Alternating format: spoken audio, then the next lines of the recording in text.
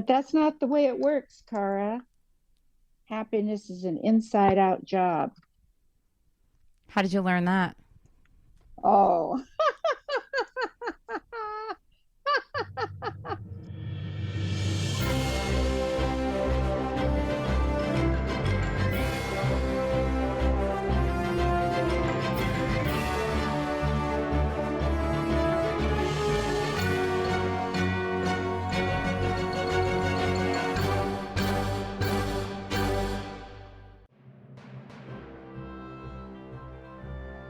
Hi, friends, it's Kara. Welcome back to Really Famous.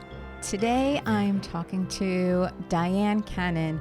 She is a Hollywood movie star, actress, icon, really. She's been in so many things: Bob and Carol and Ted and Alice, Author, Heaven Can Wait, Revenge of the Pink Panther, Caddyshack 2, of course, Ally McBeal. Do you remember her in Ally McBeal?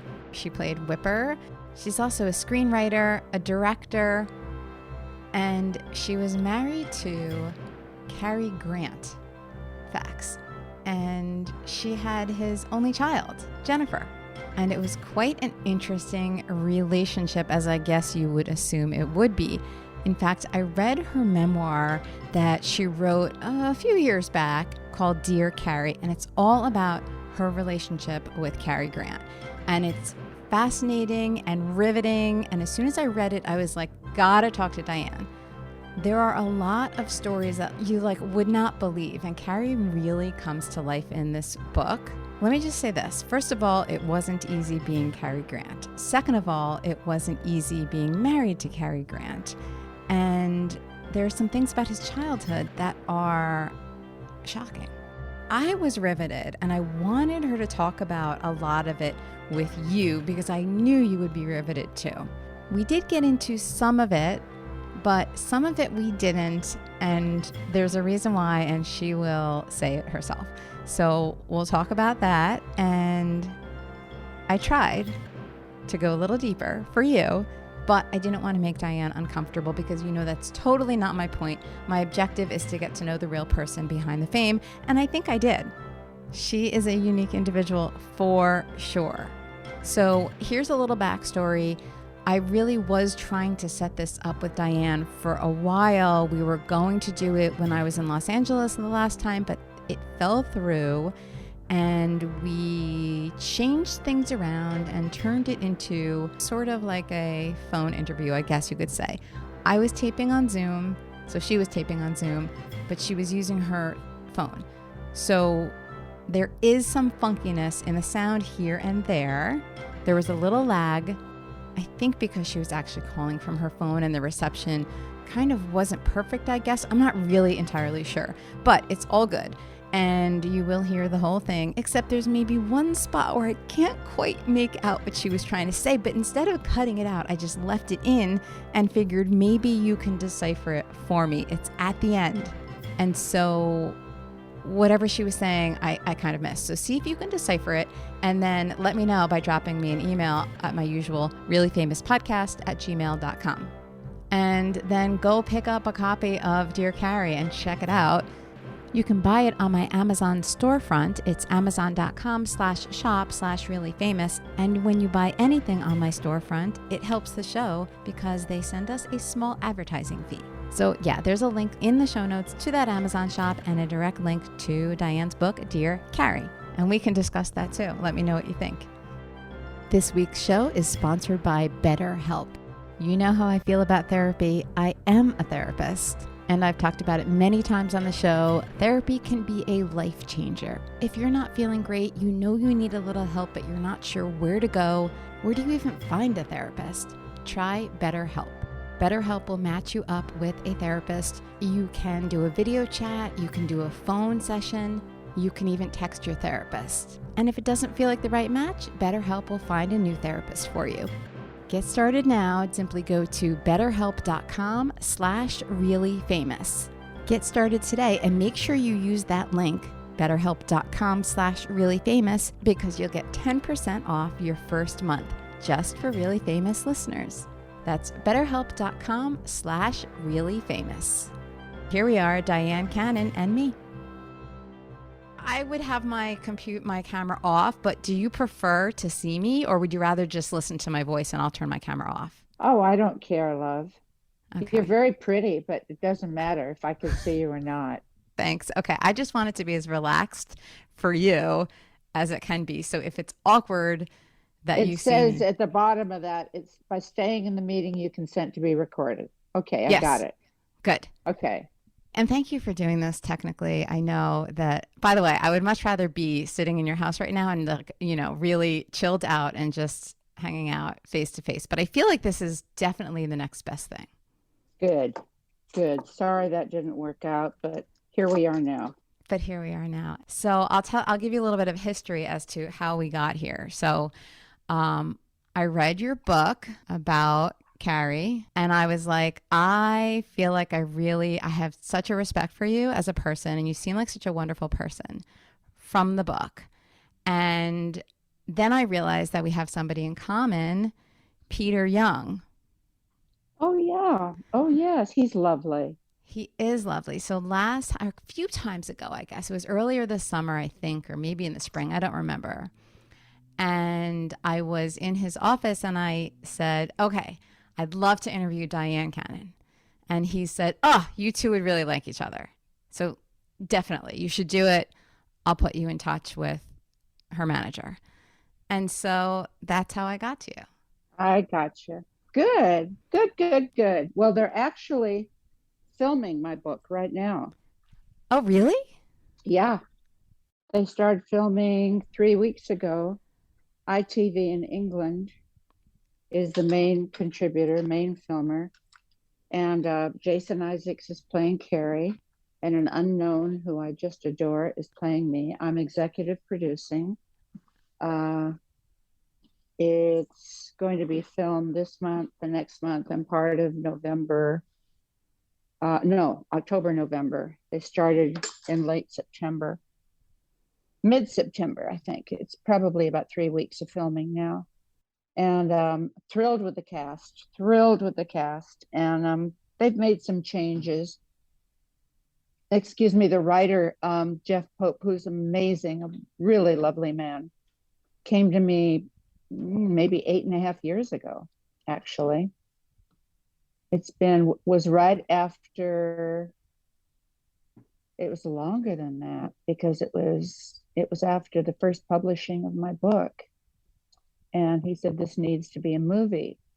And now it's being made into a 4-hour miniseries. Oh, that's even better. Yeah, it is. More people will see it this way. Yeah. Yeah, more people see it. Plus, you can tell a longer story. You can tell more of it because there's a lot in there. For sure. And I'm, well, actually, mine is the only book that they optioned, Cara. It's called Archie, and it goes through his life, but mostly based on our relationship. They mention Sophia Loren slightly, and they mention Barbara a little bit. And Barbara gets a PS. But for the most part, mine was the only book they optioned. So it's a lot about that and that relationship. And probably because I was the only one that had his child. And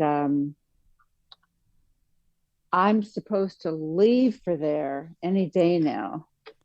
I just haven't made, because I've got so much going on. I haven't been able to sort out the time, but I am going. They're filming in Liverpool, and they're filming in Marbella in Spain. That is so And cool. they're using Marbella for LA, and London. They're using Liverpool for London. Wow. So how does that Yeah, it work is then? cool. Do they run it by you to make sure everything's legit, or once they buy the rights, Once they then buy the rights, then you got to work it out with the writer and the director, who were here recently working with me and getting some shots in LA of the old house, etc., which isn't the old house anymore. But as executive producer, you don't have complete autonomy. No. but you have like I helped them with the casting. I had a hand in the casting and in the costuming and in the makeup, etc. So you're involved in all of it. But the most important part to me was the part with the script. And because of budgetary change, you always hear that whenever any production is going on, Right. because of budgetary concerns, because of time frames in the movie, things are changed. The thing that I've been most concerned about are not those changes, but ideas that that I wanted adhered to that were important to me. Like what?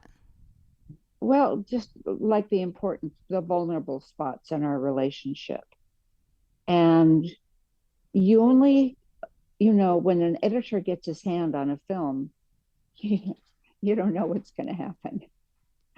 But being very close to Jeff Pope, who was one of the writers on a movie called Philomena. I don't know if you ever saw it, but it was brilliant. And he's brilliant. And hopefully it will go along with what I okayed as the script. I hope so. I hope I hope so. I so hope so. too. I'm praying for the best. Yeah, but I'm so glad you like my book. Thank you. I sure did. I mean, like I said, that was the impetus for me really wanting to talk to you because it really was such a special book. And I can't imagine, sometimes I think about this really for anybody who writes a memoir. I don't even know how you would remember all these details, much less figure out how to put it, how to shape the whole thing into a narrative. Because in your brain and in your heart, it's all scattered and big and overlapping. It just seems like a really big project and quite an accomplishment to do it in such a way, just to do it, period. But then to do it in such a way that the reader can really feel you and understand the experiences that you had. And that you definitely succeeded. I loved it. Thank you, Cara. That's why it took me 6 years. Yeah, sure. I get it. That's why. Yeah. I didn't know the first few drafts. My editor said, such a wonderful man. What are you doing? What are you doing? You're making him the hero and you the villain. What are you doing? Because I so wanted to be fair and equitable about it. And I think it turned out okay because I think people loved Carrie more even after the book. They saw Yeah. his heart, and that's what I wanted. I've got a beautiful daughter and some great grandchildren, and it's important. It's important to me that they know the beauty of that man. Absolutely. So I think, all right, so for people who have not yet read it, people who are listening to us right now, they will be able to see it once it's filmed, right? And it turns into the limited series. But let's give them a little taste of it. So can we talk about some of the ups and downs and You know what? I'd rather not. Honestly, Cara, I don't want to take away the if it wasn't being made into a 4 hour miniseries, I would, but it'll ruin it for them.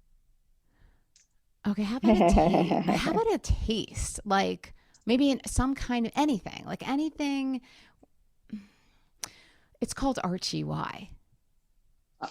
Because that was Carrie's real name, Archie Leach. That was his name as a little boy. And he had a really, really rough childhood, which is one of the reasons I wanted to make him happy. Because in those days, I thought you could make somebody happy. But that's not the way it works, Cara. Happiness is an inside out job. How did you learn that? Oh, how do you not learn that? I think most people don't learn it when you think about it, right? Well, Most people never I'll tell do. you. You think so? Oh, Yeah, well, I okay, I'm think going to tell people, go ahead. Want to know a secret? Sure. I was a therapist before I did this. Really? Yes. What kind of therapist? A psychotherapist. I'm licensed in the state of New York. Is that where And you are?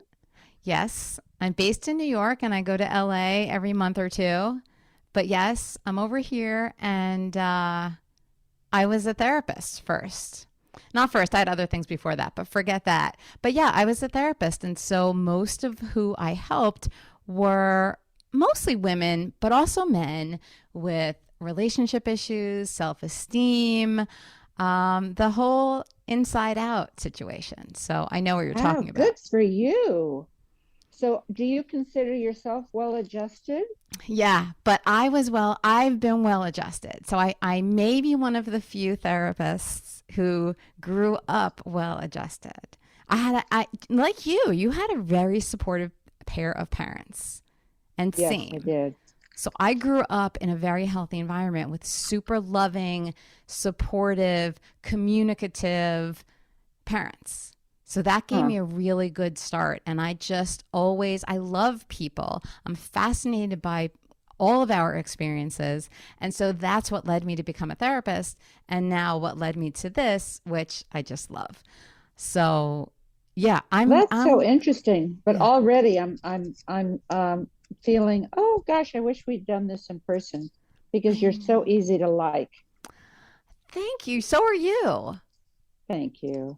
But I appreciate that. And I have to tell you, sometimes I feel like I'm an in person person. So I love a good conversation like this. I'm so happy to be doing it, but I am an in person person. Yeah, I am too. But who knows where this will lead? We'll Yeah, just take one step at a time. totally. So yeah, Good. I feel like I'm well adjusted and I think you would answer the same way, right? If I asked you that same question. Oh, I consider myself a happy lady. Yeah, I'm a happy person. You can't be happy unless you are well adjusted. So now, I'm not happy in a dream, and I'm not happy sometimes. Most of the time, I'm happy. In spite of, in spite of, like I had a really hard night the other night. My precious cousin Ty spent the night. She's Japanese. She married my mother's sister's son, who was a doctor and went to Japan and met her there, and they fell madly in love. And he has recently passed on, but um, she and I have remained especially close. She was spending the night, and I made a mistake by watching something that was going on in the, oh my God, in Russia. And that's where my mother was born, in the Ukraine. So I'm especially vulnerable to all the things that are going on there. And it kept me up half the night. It upset me so much. So when I say I'm happy, in spite of things like that would come in and try and destroy any amount of happiness. Um, but when the happiness is at the base, then the other things come in. But even if they touch it um, in a hurtful way, the happiness um, resides. It was there first. I'm a big God girl. As you know from my book, my mother was Jewish, born in the Ukraine, and my father was God who. And then he found Jesus, who, as I said, I didn't know was lost, and the house became a real battle zone for yeah. who we're going to believe in. And so I kind of spent most of my life sorting that out, sorting out what is God? What is that power? Is there a power? I don't want to call it God. Let's call it love. So all the different stages. And honestly, that's what my happiness is based on, is the understanding of what I've come to through faith. Not religious, but deeply spiritual. So when do you feel like you got to that point where you felt like you could? Oh, okay. When What? did I come to the point where I felt like I understood a little bit of it and could Yeah. practice it and live it? Yeah. Um, Probably starting after I studied with a woman by the name of Lily for about 42 years. 42 And this, years. yeah, this happened after I got out of the hospital. You read that part in my book. Yeah, I did, but can you give a little segue for people who didn't? Yeah, read my book. Read my book because it's a long story. But I was persuaded by my husband to do LSD because he thought that that would save our marriage, which was in trouble. And I did, and it got me in more trouble. It really messed with my mind. And so I was in a hospital for a little bit, 3 weeks or a month. And um, when I came out, I was just really eager to get to the truth of life. Well, Diane, how can you do that? There's so many truths. And I thought, no, there's one. There's got to be one. How I got here, what do I do about it? How do I live what I know? How do I practice that? And my manager, Vince Cannon, who was very close to, and his wife, had dealt with this woman named Lily. I said, look, I don't want to learn about God because God caused so much trouble in my home. I don't want to talk about that. I want to study and I want to really understand life. And they said, well, talk to Lily. So I called Lily, or I went to see Lily. And I said, look, I don't want to talk about God because I just think God's caused so much trouble in the world and specifically, particularly in my family. So is it okay if I call God love, capital L? And she said, that's the best name you could give God because that's exactly what God is. And I knew I'd found my teacher. And I worked with her 5 hours a day, maybe uh, 5 days a week, 5 hours a day for maybe 8 or 9 months. I was starving. I couldn't get enough. And she used the Bible as the basis of study, but explained it in a way that made it not confusing and made it very real. And so I came to understand after many years of study that that what people call God or a higher power was really love in action, capital L, and the kind of love that didn't come and go, but that was stationary and permanent. Because everything that I tried to sort out in the world changed constantly. The values that you had one day would change the next. The foods that you thought were healthy one day were condemned the next. Opinions changed, values changed, morals changed. The code was constantly changing. And I wanted to find something that was permanent, that I could rely on, that I could trust, that would keep its promises, that wouldn't come and go in those moments of a bad hair day or crankiness or a temper or messing up like I was used to doing. Mm. So that's kind of it. She was the one also, wasn't she? I think I remember this from your book, who said that doesn't sound like love or that isn't love. Yes, yes, Cara, that's Yeah, awesome that you yeah, remember yeah. that. Yeah. That was quite, that Mm-hmm. was like an eye opener for you, right? Yep, because I didn't know whether to stay or go. And, I find when there's something we want, let me just speak personally. When there's something that I want or wanted very much, I would make any and all excuses to keep it or get it. And then when I got it and it didn't work out, I'd think, well, wait a minute, what happened here? And it's not about even blaming oneself. It's just about understanding who we are and how we're made and why we respond like we do and all that stuff. And I was pretty messed up.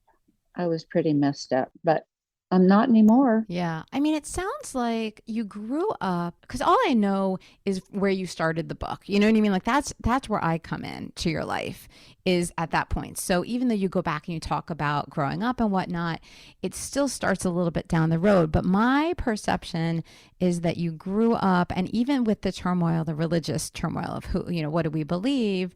It feels like, or I sense that you still grew up feeling relatively secure. Or am I misinterpreting that? Okay. Yes, Okay. And absolutely. Yeah. My two parents who right. loved So me you through all did, of it. and then it Yeah. was really interesting that as you were in the relationship with Carrie, I guess is when you started to kind of lose that sense of security or whatever it is that we're talking about now, if you can define it. Right? Yeah. Yeah. That's fair. It was really like a temporary situation for you, and then you rebuilt yourself later. Well, but still, out in the dating world, I was um I just saw Sydney, the documentary on my friend Sydney Poitier. And I knew Sydney from the time he was with Diane Carroll before he was married to Joanne, who was my friend, his present wife. As you know, Sydney passed away recently. And I remember playing the dumb blonde. I remember sitting with Sydney Poitier and Diane Carroll and a group of people, maybe 15 of us. And we were playing a word game. And it was very popular for blondes to be dumb, dumb blonde. And I remember sometimes not giving the answer when I knew it in order to play that role. So I went through a lot of growing up. It was well before Ah, Carrie that okay. happened. And women were not, we're still the sixth finger on the hand, And so I had to do a lot of growing to understand equality and equity and all the things that women are battling today. That's very interesting. Yes, because you really did. And Self-worth. but here's what's also interesting find about you is that you were doing those things like you're saying, but at the same time, like you were making your way in the world as a woman by yourself, doing your thing. And I mean, I guess that's just a lot. I just think that I look up to that, and I think that's even though everything wasn't perfect and you're still doing a little bit of this, a little bit of that. I mean, those were the times, and even in those times, you were still finding your way and making your way in the world. I totally respect that. But it didn't stop me from being bold. Yes. Like without being, I was the first woman in the and I say this only to encourage women in the history of the Academy to be nominated on both sides of the camera. So when it wasn't really popular and there weren't really a lot of women doing it, I directed a short film that was nominated for an Oscar. And uh, I remember at UCLA, they showed the film, and when they introduced me as Cary Grant's ex-wife, Dyan Cannon. And I got on stage and I said, I just have to say this. Cary Grant had nothing to do with the Yes. making of this film. And the women in the audience stood up and applauded. That's what I'm talking about. I'm talking about subtle things that women of my generation, uh, which women today have a much easier, much easier than we were when we were growing up. It was not easy. It was wonderfully challenging. And yeah, yeah. So there have been many stages of growth in many ways, shapes and forms, from friends to family to, um, I went to a therapist for a minute because Carrie wanted me to. And that just never worked for me. Because I always thought I knew more about me than the people I was talking to. And the way that I sorted it out was the way in which I Right. shared with you earlier. So I have two beautiful doggies sitting on my lap right now. I wasn't going to sit down, but they demanded it. Sweet. Wait, what do you mean you weren't going to sit down? You were just going to, are you standing right now?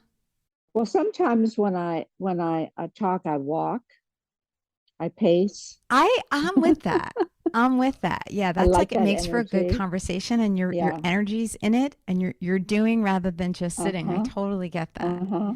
Once when I was doing therapy, I remember having somebody who I was working with and she was like, "Can we like walk and do our therapy sessions? Just walk outside?" And I was like, "Yeah, absolutely," because there is something about that.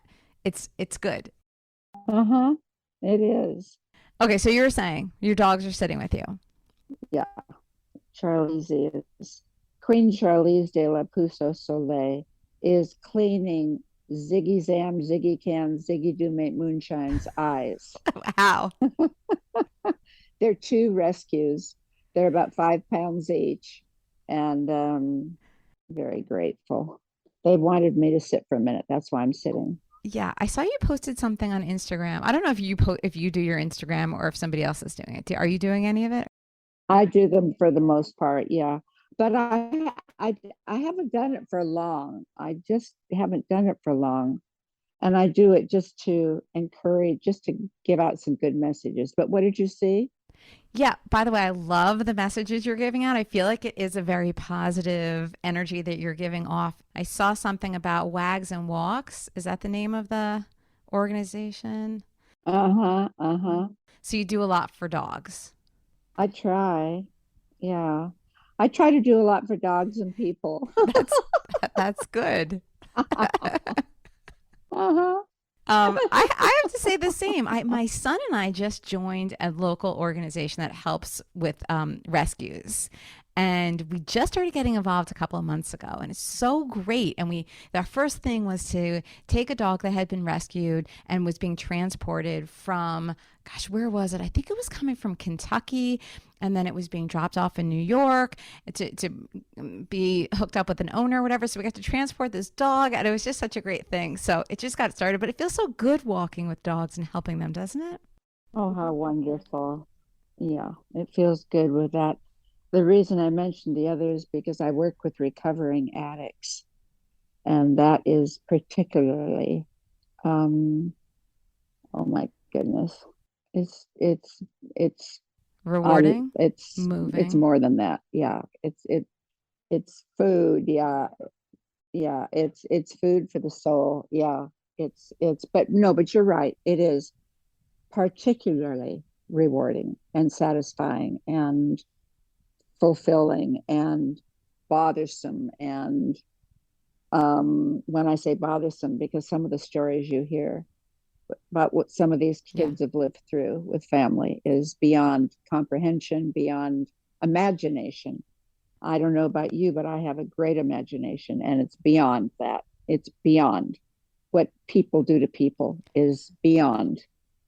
And but all these kids are just amazing and growing through their love of God and understanding of God. And I love that. I love Yeah, doing it's that. really amazing. It's funny because my daughter and I were just talking about this yesterday about how the whole world really. Oh, you have a son and a daughter. I have two sons and a daughter. Yes, and a dog. Oh, you look young. You look really young. You look like late 30s maybe. Well, thanks. Are you married? I am. Good girl. And to the same man with 3 children? Same guy. Awesome. Awesome. That's wonderful. And it's a good family unit, healthy. Yeah, I mean, that's the whole, like I said, it's an advantage when you grow up, in a family that already has all the examples. Yeah, how wonderful. When you come into it well adjusted, it helps everybody in your life, I think. Yeah. So it makes it a lot easier. So, and then, yeah, so we're on the same page we always have been about raising our kids that way too. So I, Oh my gosh, you've got two teenagers. yes, yes. Your grandkids are nice and little and adorable, right? You have two grandkids, right? One just turned 14 and the other one's 10. Yeah. Oh, I thought they were younger. I don't know why. Yeah, I think that too, but they're not. The 10-year-old, forget it, will always feel like a baby too, probably. Yeah. Yeah. They're good kids. You're close to them, I'm sure, right? Oh yeah. Yeah, very. And you're close to Jennifer. Oh yes. My beautiful Jennifer. Okay, so where is Jennifer now? And tell me about what kind of relationship you have with all of them, and what's it like? Paint me a picture. Um, well, just use bright colors and the sun shining, and when it rains, how we all dry off real fast, and a oneness. That's how I'd explain it. That kind of susses it up. Well, that's very clear. That's the great imagery. Yeah. And you were in Malibu for a while, right? Were you? Was that I don't know. I've heard it here and there about that colony, Malibu Colony, Malibu Yeah. Colony. I was in the Malibu Colony. Uh-huh. How was that? Oh, it was awesome. All the houses, there's no space between any of the houses. They're all right, but you've got the beach right in front of you. And most of us were courteous enough never to knock on anyone's door unless we called first. And the only time I can remember not liking living there was with when Carrie rented a house on my right and an ex-boyfriend rented the house on my left. And I felt like the Oreo in the middle of the I felt like the vanilla in the middle of the Oreo, right? I didn't want to walk out on the beach. I felt invaded. But once you've tasted heaven, you don't want to be far away from it, right? Right. But what is with them being on either side of you, though? What? Yeah, that was a picture. I don't need to paint the picture for you. You can see it. Yeah. But that ended. And then I finally left when the ocean came into my house. Oh, it did. Yeah. Yeah, it did. Yeah. And what did you do? Did you lose the whole house? No. I had a swimming pool out front. I was one of the few houses, maybe there were two in the colony that actually had swimming pools, and it was in front of the house. And I had, of course, a glass gate and like a fence, but it was all made of glass. And I remember I had been filming in London, and I came home and my pool, it was really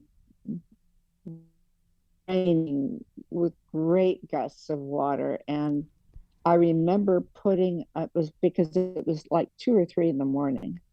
And I remember putting a hose in the pool and sucking on the hose because I was told that if you sucked on a hose and then spit the water out, right? But it was a swimming pool, so that didn't really help much. Yeah, naive Dyan. And I finally was just exhausted. And I went to bed and I had shutters, wooden shutters on my upstairs window.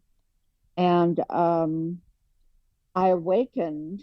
It sounded like a 747 had landed in my front yard. And I didn't know where I was because I was still on English time. And it was dark in the room because of my wooden shutters. And I opened the shutters and I thought, where am I? Because my pool was gone. It wasn't there. And I ran downstairs and the ocean was coming into my living room. And the pool was gone.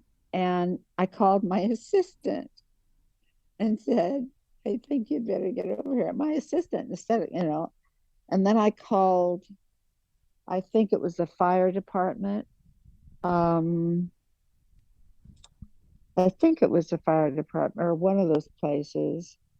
And then I called a place that I had given help to. It was a detention home with lots of young boys and said, you better get here and bring your shovels. And then I looked out the window, out my back windows, and I saw photographers galore. So I went upstairs and put on some makeup and You put on makeup.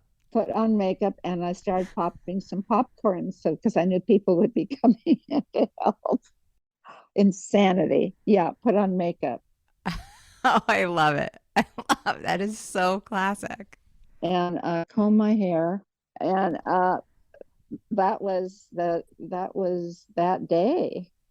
And I remember taking a photo in front of my house where and it was so funny because firemen were coming in and falling in the pool because they didn't know it was there because mud was already calling and they'd walk across it and sink until I Oh warned them my. and they put up signs. But it crashed down the glass fence. And I remember taking a photo in front of my house with like my hand, what are you going to do? And I got criticized for that photo. What are you going to do? I said some prayers and got on with it. What are you going to do? Right. But that's all right. You get criticized for everything, honey. You're damned if you do and damned if you don't sometimes. Right, right. And you just have to do your highest sense of right and get on with it. Yeah.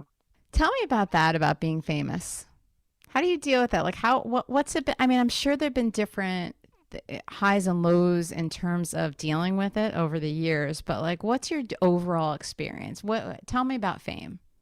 My overall experience has been that people have been very kind. There were a couple times, but that's the worst and only time that anything like that ever happened. For the most part, people have been respectful, polite, and kind. People are very nice with me. You have such a look about you. It's beautiful and it's unique to you. So I'm guessing that you get recognized easily unless you disguise yourself or whatever. And is that kind of, I mean, I would imagine there may be some pressure with that to feel like you're always being watched, like somebody's always noticing you wherever you are, or have you kind of gotten used to that or what? I don't pay much attention to that, Cara.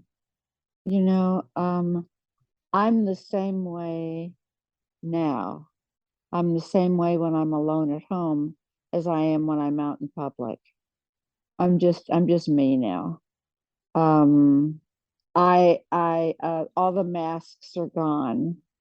Um, Mm-hmm.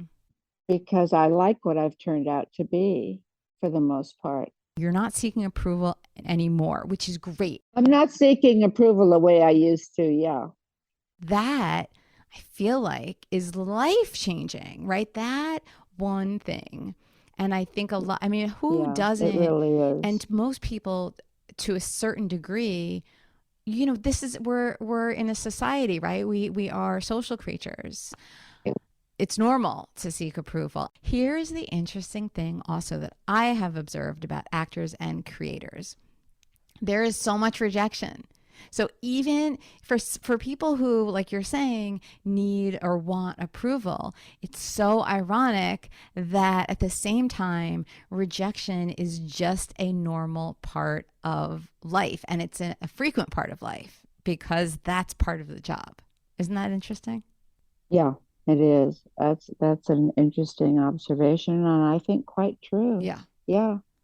If you're just going to go through a day, there's going to be, you know, some that like you and some that don't. And I'm not saying it's not jarring, and I'm not saying it doesn't touch me because it does, but I've learned how to handle it instead of it handling me. Mm-hmm. And you have known some very interesting people over the course of your life. You already named a few, like Sidney Poitier, for example. So, I mean, Hmm. I would think also that all of these interesting people who are so complex and also accomplished and creative, they have probably made your life that much richer too. Oh my goodness. Oh, absolutely. I was always the youngest one in the group, always, because I loved hanging with the people that knew so much or that I thought knew so much. I was always the youngest one, and I've had I've been touched by so many lives. But it's interesting, Cara, because I learn as much from the man that owns the restaurant as I do from the chef that works in it. So it's not just about the famous people that I've known. I've learned from my housekeepers. I've learned from the guy that fixes my tires and my friend that owns the tire company. I learn from just about everyone, honestly. And the ones I don't learn from, uh, I hope maybe I can help learn. Okay, so let's talk about some things you've learned, some life lessons or philosophies or whatever you've learned. So, how about let's one from your one of your housekeepers? Is there a specific thing that you remember? Yes, I got that from her. Let me think.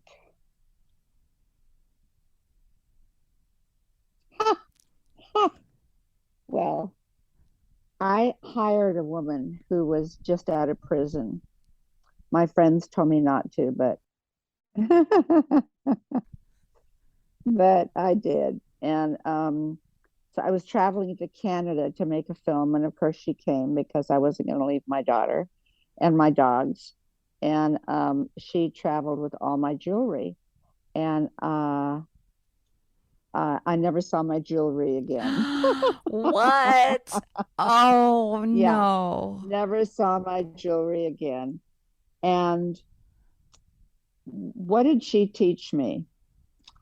I I'll tell you, I try and give careful consideration to everything now before I do it. Well, most of the time. Well, some of the time. Well, maybe half the time. But um, she she conned me, and I learned that's the only time that's ever happened. Every other housekeeper in my experience has been amazing. Irma was with me uh, for 21 years, Wow.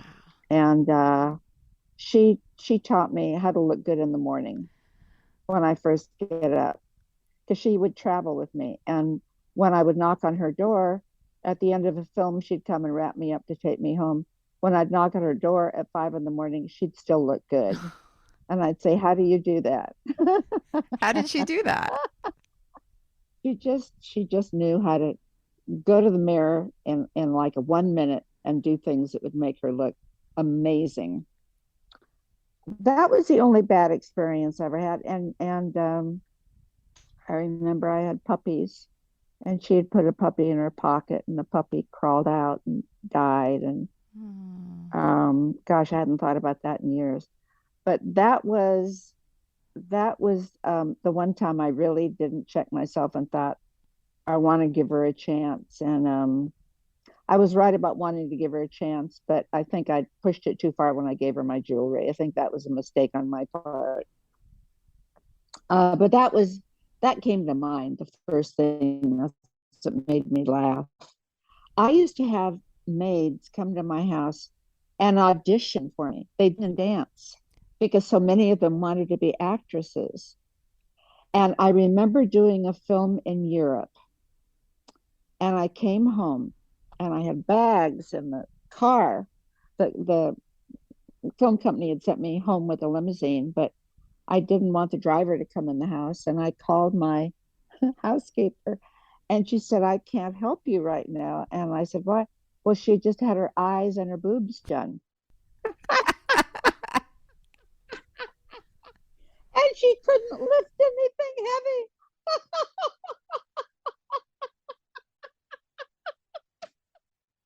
Can you imagine? I wouldn't have expected that.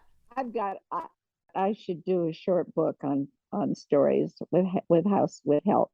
It could be a little side book. Yeah. Oh, I've got a pile of them. Yeah. Yeah. So I'll ask you a few last quickies. Number one, what's a life lesson you learned from being in the entertainment industry? Um, no matter how pressured it gets, be true to yourself. Okay. Life lesson you learned from Carrie. Same thing. I think that's just a plain good old life. Be true to your highest sense of right. Okay. And how about a lesson from being a mom? Unconditional love. One thing that you think of every time you think of Ally McBeal. Uh, David. Okay. David E. Kelly, you're talking about, right? Oh yeah, he's amazing. He's amazing. Why? He wrote Ally McBeal. Oh gosh, the name has slipped. It was the court thing. The Practice, was that it? Oh, I'm yeah, not yeah, sure. yeah, yeah. I think so. And he won. They were both our shows, and they both won awards the same year at the same time, the same show. So we were asked to gather both casts together. I was filming Ally McBeal at the time. We were asked to get both casts together on the soundstage in the morning, and they asked me to make a speech about David. And I said, the best thing I can say about David, besides being, I mean, one is a comedy show, one is a dramatic show, and he won prizes for both. But the thing that amazes me as much, that amazingly unique talent, is that he picks up his kids, he takes his kids to school in the morning and picks them up from school at night. I don't know how he does that, but that's an amazing thing. And comedy and drama. Well, that's life. That's life, isn't it? Life is both. Life is comedy and drama. And you've got to pick up on both. Yes, but my to win awards for both Yes. the same season Yes. is insane. That's insane. Yes. It is incredible. Some people really just have such talent. It's incredible. So Dyan, let me ask you Well, he worked hard. one more question. Do you hear me? Yeah. Okay, I think there's a little lag, but okay. So the last question is, and this is my favorite question, what's the image that many people have of you and how is it different from who you really are? Oh, I have no idea how to answer that. I don't know the image people have of me. I hope it's one that makes them smile. I am sure it's one that makes them smile. I hope so. Yeah. Okay. How long do these usually run? They usually run like a little over an hour. I would say most episodes average about an hour and 10 to 15 minutes. It's because it's in depth. People really like to get to know the real person. And so, a lot of the interviews that are out there, they're just so short. And so you see just a little snapshot and it doesn't feel like you get to know the person. So my goal, that's why it's called Really Famous. It's because, yes, I have famous people on the show, but I'm interested in who they really are. Like I love to get to know the human. So that's what people tune in for. They want to get to know the person. So that's why they're this long. And I hope to achieve that every time. Good for you. Well, you ask interesting questions, and I'm sure that you do. Sure, this is doing this. Are you there? You just lagged again. Hello? You started to say Are you something, and there? I think it was a nice something. Do you hear me? Yes, I said I started doing this, but I'm glad I did it now. Oh, thank Did you. you I'm hear so that? glad. I heard that. I am so Yeah, glad you did it. good. And it Me was so too. nice getting to talk to you. I knew I would like you. Sounds good. Good luck to you. It's good for you, and I have a good feeling about it. Yeah. Okay. Thanks, Dyan. I love you. I love talking to you. Happy day.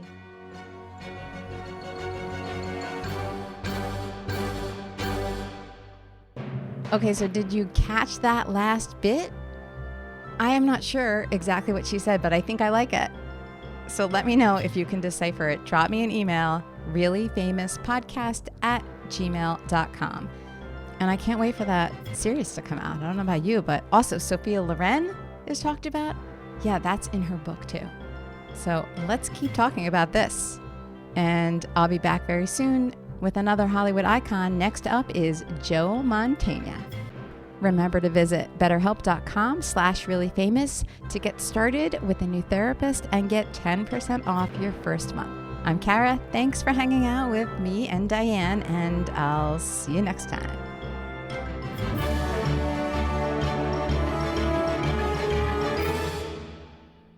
Hi, this is Dyan Cannon, and I just talked to Kara. We had a good time together, and I hope you're having a good time doing whatever it is that you're doing. And if you're not, then maybe you should listen to this podcast and hopefully you feel better. I just want to say I love you. Tra la.